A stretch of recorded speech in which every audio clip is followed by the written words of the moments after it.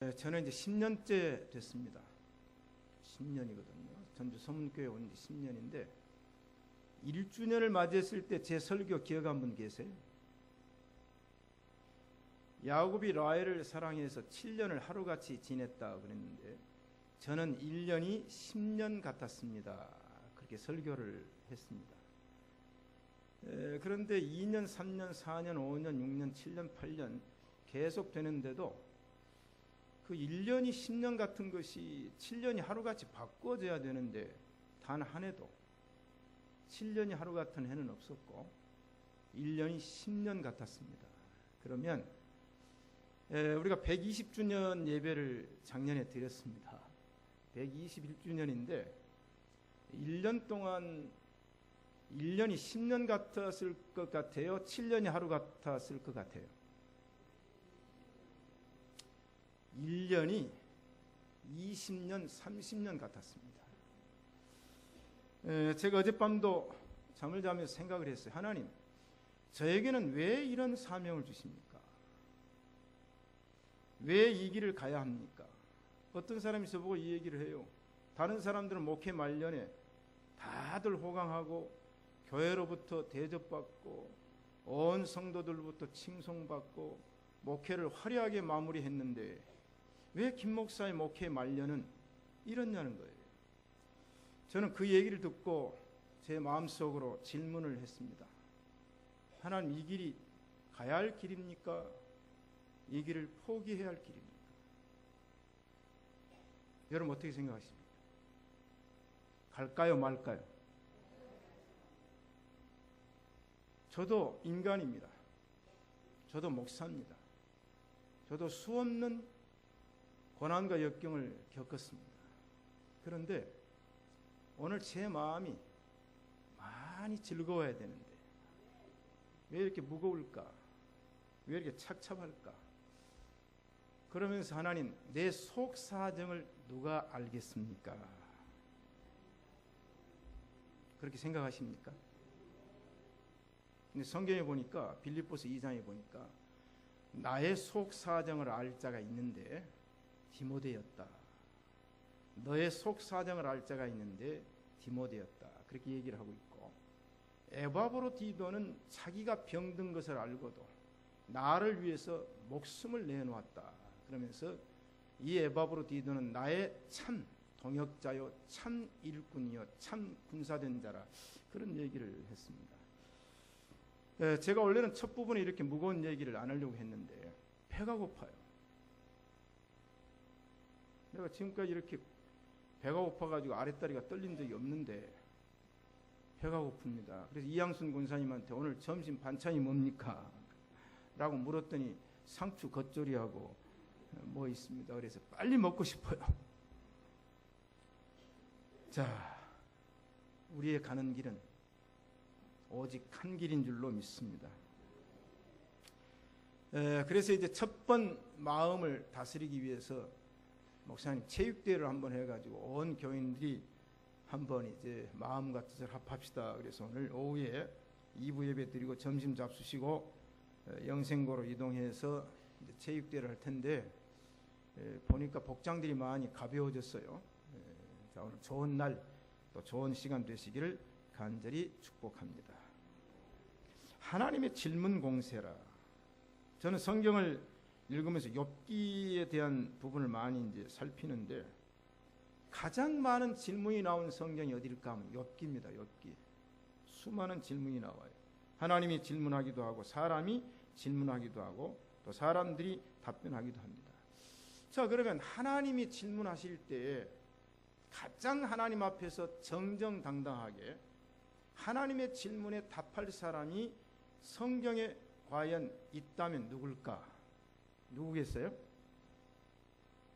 하나님이 질문할 때 또 사람이 질문할 때 그 질문에 정말로 정확하게 명쾌하게 대답할 수 있는 사람이 누굴까? 솔로몬입니다. 저는 그래서 오늘 말씀의 첫 부분에서 솔로몬에 관한 말씀을 드리려고 합니다. 자, 솔로몬이 왜 그렇게 지혜로운 사람이 되었고 질문 앞에 한 문제도 놓치지 않고 명확한 정확한 답변을 해서 사람들을 놀라게 했을까? 열왕기상 10장과 역대하 9장을 읽어보면 이야기가 나오죠. 스바 여왕, 시바 여왕, 그런 여왕이 나옵니다. 이 여왕은 실존하는 인물이냐 아니냐는 지금도 논란이 있지만 성경에 기록이 되었기 때문에 실존하는 인물로 해석하는 것이 복음주의 해석입니다.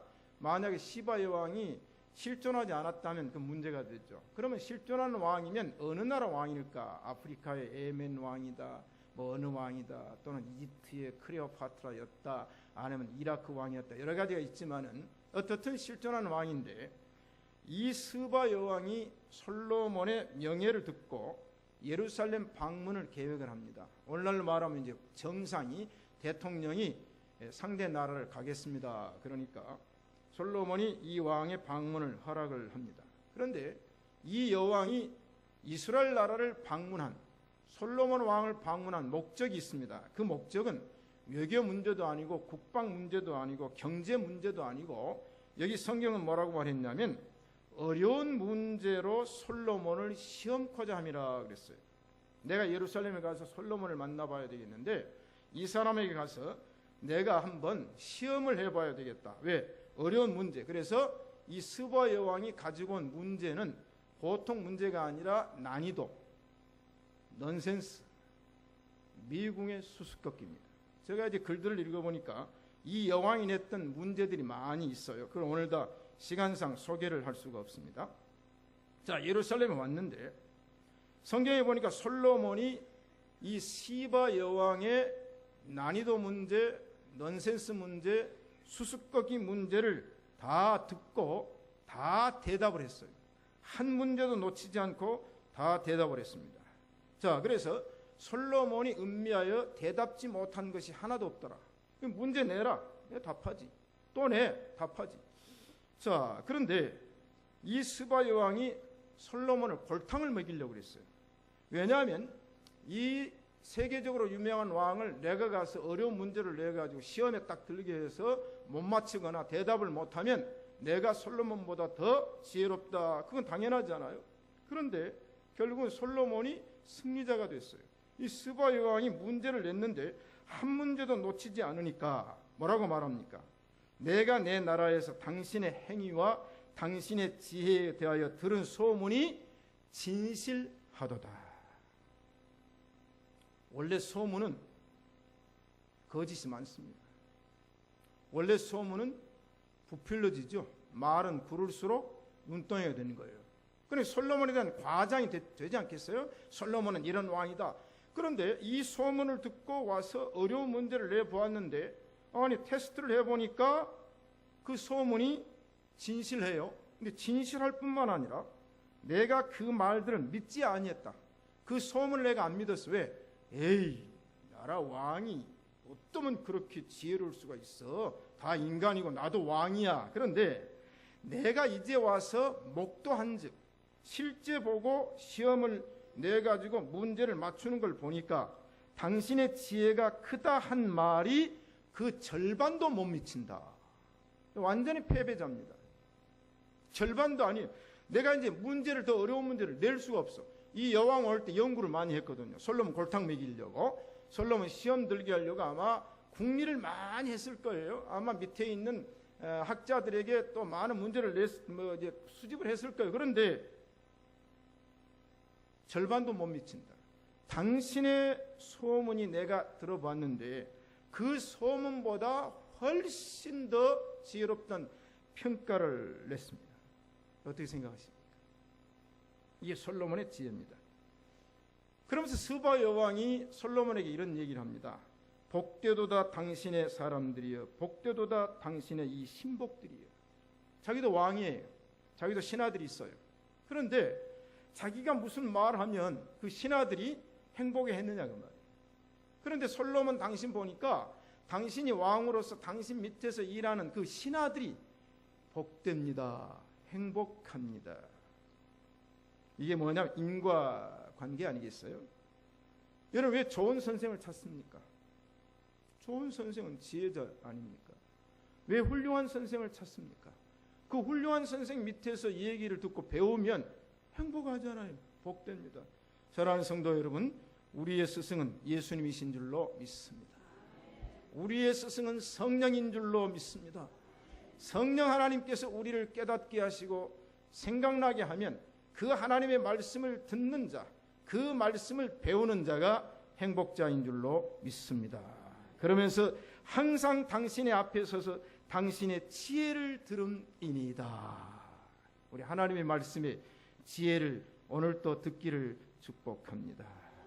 제가 이제 그 지혜자와 동행하면 지혜를 배운다는 그 지혜를 얻는 7가지 방법 6번째를 그렇게 얘기를 했거든요. 여러분, 사람도 지혜로운 사람 밑에서는 배우잖아요. 저는 항상 배우기를 좋아하니까 항상 저는 듣습니다. 듣고 기억하고 메모하고, 지금도 예절을 듣다가도 중요한 말이 나오면 녹음하고 메모하고, 어떤 분하고 얘기하다가 또 중요한 얘기하면 항상 그것을 세이브. 왜냐하면 지혜자하고 동행만 해도 지혜로워진다니까요. 그러나 미련한 자와 함께 있으면 해를 받느니라. 솔로몬은 척척 박사, 만물 박사. 사랑하는 성도 여러분, 제가 왕따 미션 프로젝트를 진행하고 있고 늘 우리 서문의 자녀들을 위해서 기도합니다. 나는 지혜롭지 못했다 할지라도 우리 부모들은 우리 자녀들에게 많은 것을 유산으로 남기지 못했다 할지라도 하나님의 말씀을 배우고 교회에서 자라난 우리 신시가지 예배당의 왕따 미션의 프로젝트에 동참하는 우리 자녀손들은 하나님께서 지혜를 주셔서 오늘 또 성준이도 서울서 와가지고 또 앉아있는 것만 내가 얼마나 마음이 기쁜지 많이 컸네. 제 오면 항상 저한테 기도받고 저하고 악수했는데 오늘 또 왔어요. 저는 그렇습니다. 여러분의 자녀손들이 우주시대 준비된 사명자로 배출될 줄로 믿습니다. 자, 솔로몬 같은 지혜를 이제 얻으려면 어떻게 해야 될까? 저는 이제 성경을 묵상하다가 솔로몬이 그냥 그렇게 된 게 아니었구나. 그게 뭐냐면 예배입니다. 예배와 기도 2가지입니다. 1000번제를 드렸잖아요. 1000번제. 그게 예배 아닙니까? 1000번제를 약속해놓고 1번부터 1000번까지 정성, 더 정성을 쏟았어. 그래 하나님이 봤지. 1번 드리다가 2번 정성이 못하면 캔슬, 취소. 또 그건 하나님이 하나만 취소해도 솔로몬 1000번제가 통과가 안 됐어요. 그런데 하나님께 솔로몬은 이 제물과 제사를 약속을 해놓고 지극한 정성. 이 예배는 정성이에요. 그 다음에 뭡니까? 기도. 이 2가지지 않습니까? 자, 사랑하는 성도 여러분, 오늘 이 시간에 여러분은 하나님께 예배가 연락될 줄로 믿습니다. 하나님을 향한 그 뜨거운 열정의 기도가 응답될 줄로 믿습니다. 그래서 네 평생에 너를 당할 열왕이 없다고 그랬어요. 그래서 전무후무란 말은 솔로몬이 인류 역사의 유아독존적인 오직 유일한 지혜왕이 한 사람만이 아니라 네 평생에 그랬어요. 솔로몬 시대는 끝났어요. 솔로몬 이후에 솔로몬보다 더 지혜로운 왕이 나타날 수 있으며 솔로몬 이후에 솔로몬보다 더 부귀 영화를 누릴 수 있는 왕뿐만 아니라 하나님의 자녀가 태어날 것을 열어놓는 거예요. 어떤 사람은 솔로몬 외에는 없다. 아니에요. 네 평생에 너와 같은 열왕의 날짜가 없고 너는 전무후무하리라, 그 얘기니까 우리는 하나님을 예배하고 하나님께 기도하면 솔로몬을 능가할 자가 될 줄로 믿습니다. 자, 그럼 어떻게 하면 그렇게 될 수 있냐 하면 제가 늘 얘기하는 것도 한마디 하죠. 아인슈타인이 상대성 원리를 발명해가지고 노벨 물리학상을 이제 받았지 않습니까? 그런데 아인슈타인은 운전사가 있었어요. 아인슈타인은 이제 독일 남부 울룸이라는 곳에서 태어났는데 유대인의 후손이지 않습니까? 그때는 이제 유명해지니까 각 대학에서 아인슈타인을 초청해가지고 상대성 원리 강의를 듣는 겁니다. 그러니까 아인슈타인이 똑같은 강의를 수십 번, 수백 번 하는 거예요. 돌아다니면서. 근데 운전기사가 매번 강의를 듣잖아요. 듣는데 서당기가 3년이 되면 풍어를 하더라고. 아인슈타인의 상대성 원리는 공식적으로 강의를 하니까 다 외워버렸어요. 한 번에 이제 먼 곳에 아인슈타인을 잘 모르는 대학, 아는 사람이 없어요. 그 대학에서 이제 아인슈타인 와가지고 상대성 원리를 강의해달라고 초청을 받아가는데 운전기사가 얘기를 해요. 선생님, 제가 선생님 강의를 듣다 보니까 그 강의 나도 다 외워버렸어요. 나도 강의할 수 있겠어. 그러니까 아인슈타인 그런데 피곤하고 똑같은 강의를 하니까 그러면 오늘은 말이지 내가 가는 대학은 아는 사람도 없어. 그러니까 자네가 가서 강의를 한번 하게. 아이고 선생님, 제가 감히 어떻게 강의를 합니까? 한번 해보라니까. 운전기사가 말을 듣고 강당에 도착하자마자 앞에 나가서 아인슈타인의 상대성 원리, 물리학 강의니까 풀어가면 되잖아요. 강의를 했습니다. 강의 끝나니까 막 박수갈채가 나왔어요. 여기서 끝나야 되는데 한 교수가 질문 있습니다. 손을. 아니 질문을 딱 들으니까 이 운전기사가 질문 내용도 이해를 할 수 없는 어려운 질문을 하고 있네요.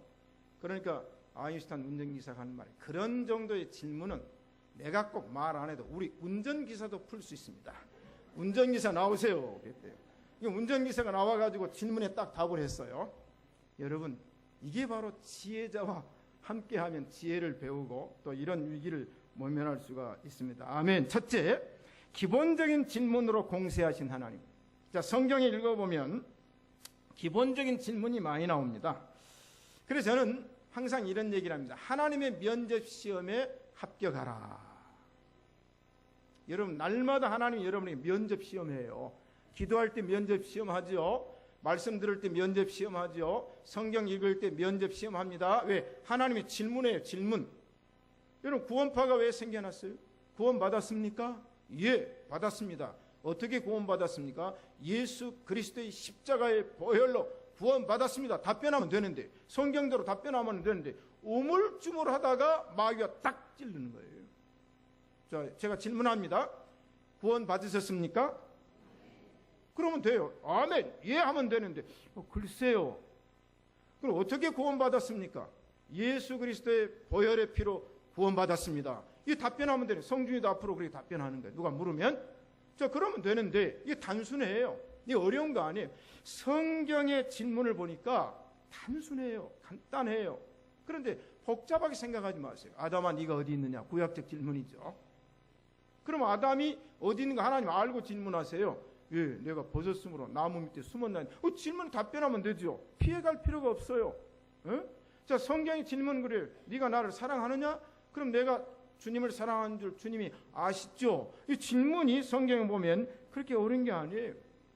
성경의 질문, 하나님의 면접시험에 합격하라. 이병철 사장이 최초로 공채를 할 때 면접을 직접 했다고 그러잖아요. 근데 이병철 회장이 면접이 뭡니까? 나이가 몇인가? 고향은 어딘가? 학교는 어디 나왔는가? 부모님은 생존해 계시는가? 결혼은 했는가? 자녀는 몇인가? 이게 면접시험 본 사람이 시답지 않게 사장이 말이지. 회사의 경영의 비전과 뭘 질문하면 자기가 준비를 많이 했는데 평범한 질문하니까 답변하는데 이병철 회장이 뭐라고 말하는지 아십니까? 평범한 상식적인 질문을 듣고 답하는 사람의 말과 태도를 보면 그 사람의 인격과 성품과 인품을 알 수 있다. 여러분, 평범한 질문할 때 뭔 그런 질문을 나한테 물어요. 그 이력서에 다 써 있잖아요. 자기소개에서 다 써 있잖아요. 그러면 그 사람이 인품과 성품과 인격이 평가가 된다. 제가 최근에 큰 NGO 단체 인선위원이 됐습니다. 회의를 장시간 해요. 처음에는 이제 서류를 가지고 30점 주고 얼마 주고 이제 고가 평가표를 만들었어요. 또 추천서를 3사람 전문 분야에 써야 되고 회의를 하다가 2가지를 캔슬했어요. 서류 평가는 하지 말자. 2번째, 추천서 증빙 서류에 넣지 말자. 저도 추천을 해주는 사람이거든요. 그런데 추천해달라 그러면 사실은 못됐거든. 못됐는데 저도 아직 서구식이 안 돼가지고 동양식이라 못된 건 다 빼고 좋은 것만 써줘요. 그 추천이 아니에요. 이번에 추천서 없애버렸어요.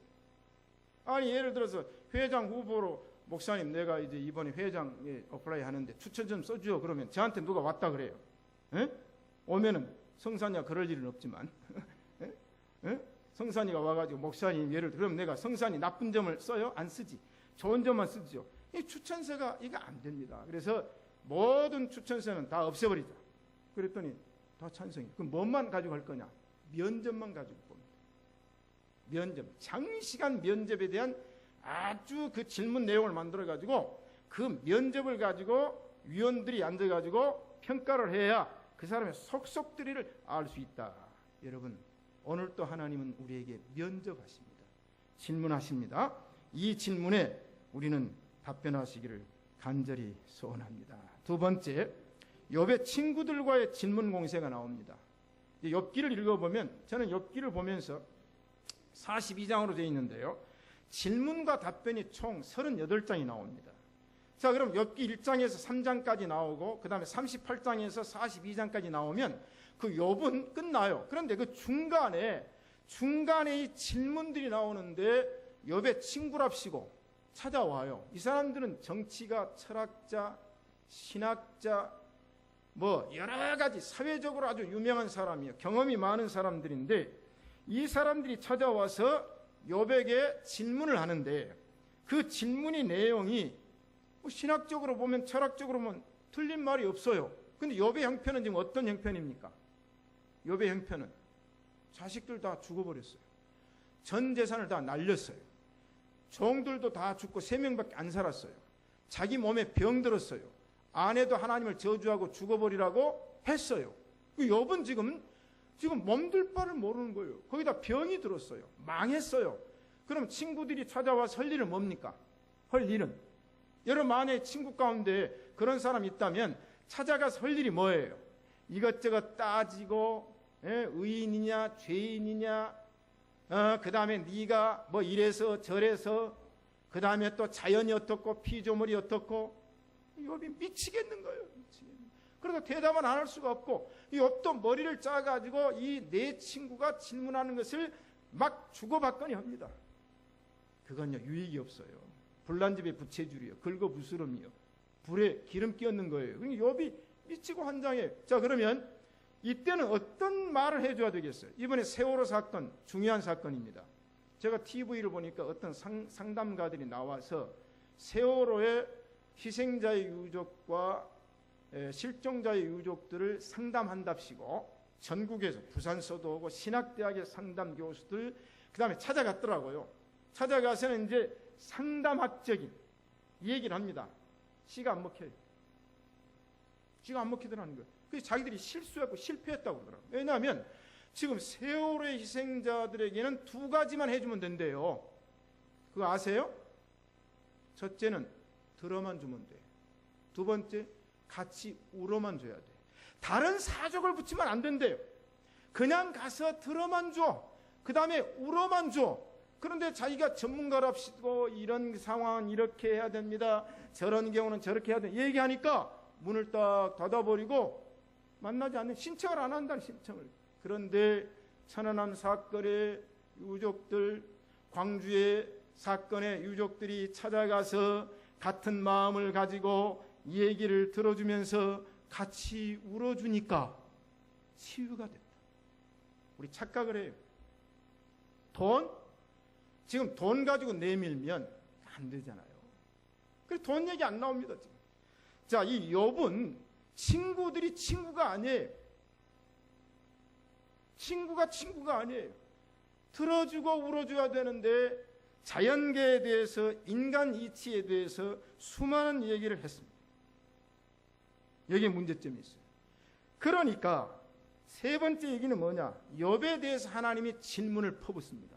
그 얘기는 뭐냐면, 욥아, 너 친구들 찾아와가지고 수많은 대화를 했는데 내가 볼 때는 그거 백해무익이고 가소로, 물론 유익이 없다는 얘기는 아닙니다. 그래서 어떤 사람들은 성경에 기록된 욥기 중에 친구들이 말한 내용을 설교를 해야 되느냐 안 해야 되느냐, 이게 신학교에서 논쟁거리였습니다.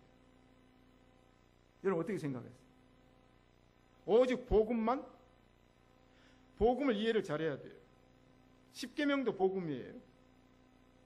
아셨어요? 성경에, 그러니까 어떻게 해야 돼요? 그러면 간음 사건 설교해야 됩니까 안 해야 됩니까? 어떤 사람은 그렇게 가르쳐요. 욥기 중에 설교의 부분이 제한되어 있다. 그러므로 그 내용은 설교를 하지 말라, 그렇게 얘기를 합니다.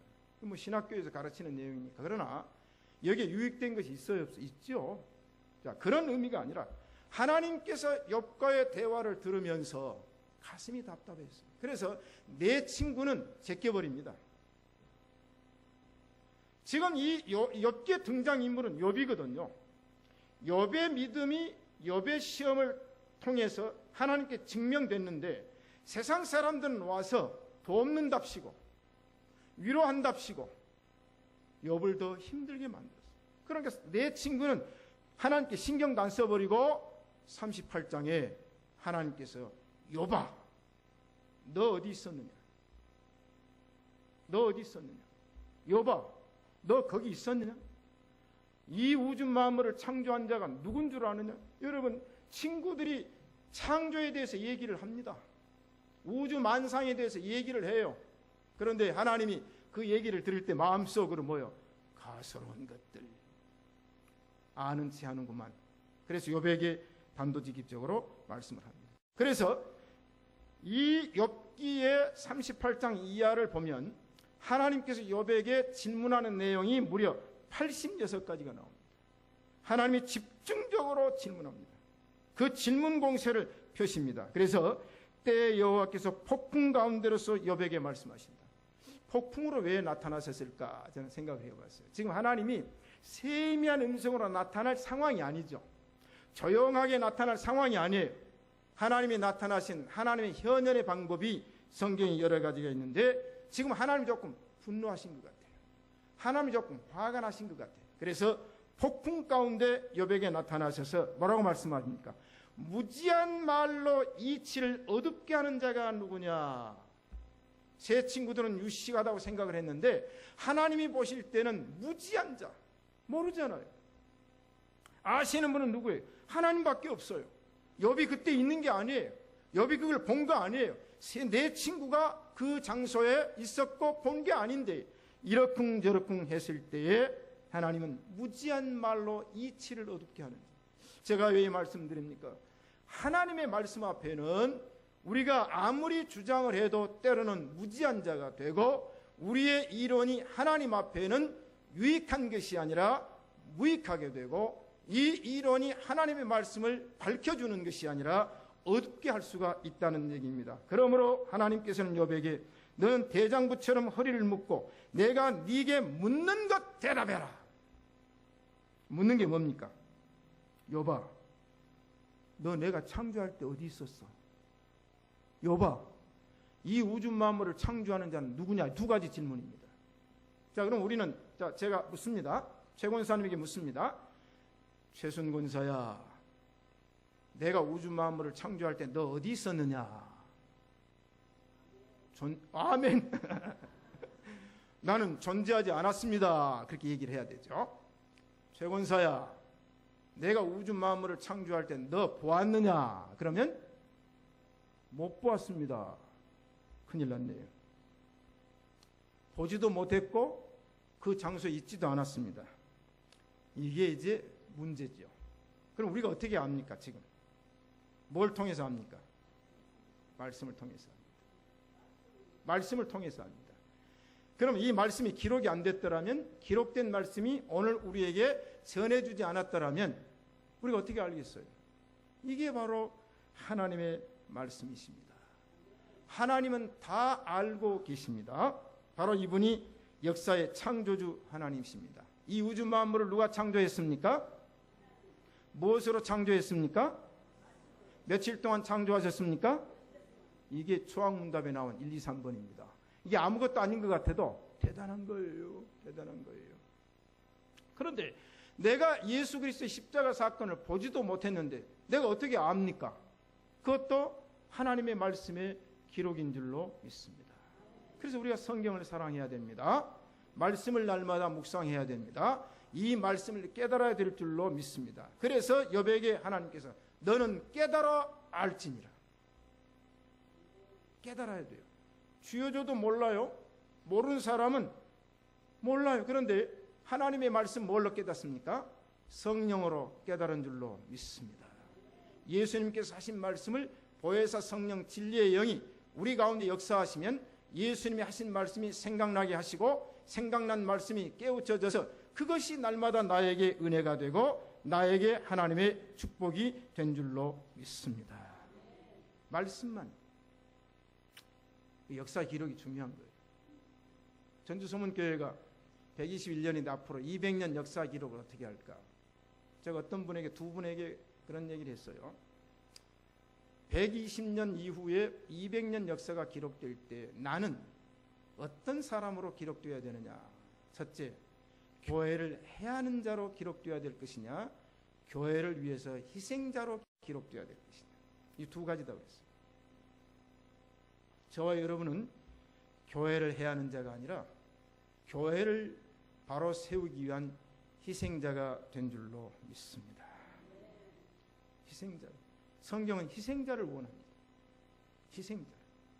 성경은 헌신자를 원합니다. 해하는 자를 원해요. 교회에 거치는 자가 되지 말라고 그랬어요. 그렇잖아요. 그런데 우리는 자칫 잘못하면 그런 일을 범할 수가 있습니다. 사랑하는 성도 여러분, 우리는 하나님의 말씀을 깨달아 알아야 될 줄로 믿습니다. 자, 그러면서 하나님이 질문해요. 내가 땅에 기초를 놓을 때, 그 도량을 놓을 때, 그 준승을 할 때 너 없었잖아. 없었잖아. 질문해요. 욥이 한마디도 답변을 못했어요. 욥기를 보면 이런 얘기를 해요. 유식한 자도 하나님 앞에 답변하지 못하며 무식한 자도 답변해. 이사야서에 보면 그게 이제 믹스가 되거든요. 그러니까 하나님 앞에서 내가 그때 없었어요. 그러나 우리가 하나 아는 건 뭐라고 그랬어요? 성경에 기록되기를 태초에 하나님이 천지를 창조하시니라. 태초에 말씀이 계시니라. 이 말씀이 하나님과 함께 계셨고 이 말씀은 곧 하나님의 말씀이라. 그가 태초에 하나님과 함께 계셨고 만물이 그로 말미암아 지은 것이 하나도 지은 바 되었으니 지은 것이 하나로도 그가 없이는 된 것이 없느니라. 자, 이 말씀을 읽어보니까, 역사의 기록을 읽어보니까 오늘 저와 여러분이 하나님께서 우주 만물을 창조하셨고 하나님께서 삼라만상의 주인인 것을 믿습니다. 아멘. 자, 그런데 욥에게 이렇게 말씀을 해놓고 하나님이 이 1절에서 7절까지 결론 부분이 아주 멋있습니다. 결론 부분이. 그 결론 부분이 뭐냐면 너 없었지? 너 모르지? 그런데 내가 하나 얘기해 줄까? 그 얘기가 뭡니까? 그때 말이야 어떤 일이 있었냐면 새벽별들이 다 함께 노래하였느니라. 이야, 장엄한 장면이에요. 그때 욥아, 그때 하나님 우주 만물을 창조할 때에 하루하루 창조하고 난 다음에 또 이제 별을 넷째 날에 창조했잖아요. 그 이후에 어떤 일이 있었냐면 새벽별들이 노래하였느니라. 이게 이제 찬양입니다. 자, 보세요. 저는 이 말씀을 이렇게 묵상을 했어요. 그때 새벽별들이 뭐라고 노래했을까? 자, 하나님 창조를 해놓았습니다. 저 높고 푸른 하늘과 수없는 빛난 별들을 지으신 이는 창조주. 그 소음이 뭡니까? 하이든의 천지창조에 나오는 솔로예요. 그 하이든은 천지창조라는 곡을 만들 때에 가장 중요한 표현이 뭡니까? 저 높고 푸른 하늘과 수없이 빛난 별들이 지으시는 누구냐? 하나님이라는 걸 찬양한 줄로 믿습니다. 이 찬양. 그리고 하나님의 아들들이 어떻게 했어요? 그 천군천사를 만들었거든요. 천군천사는 언제 만들었냐면 넷째 날 만들었다고 이제 이 얘기를 하죠. 영물. 그러니까 인간 창조는 여섯째 날이지만 그 이전에 천사 창조가 나와요. 천사 창조가 나오니까 자, 하나님이 별 만드셨어요. 해와 달을 만드셨어요.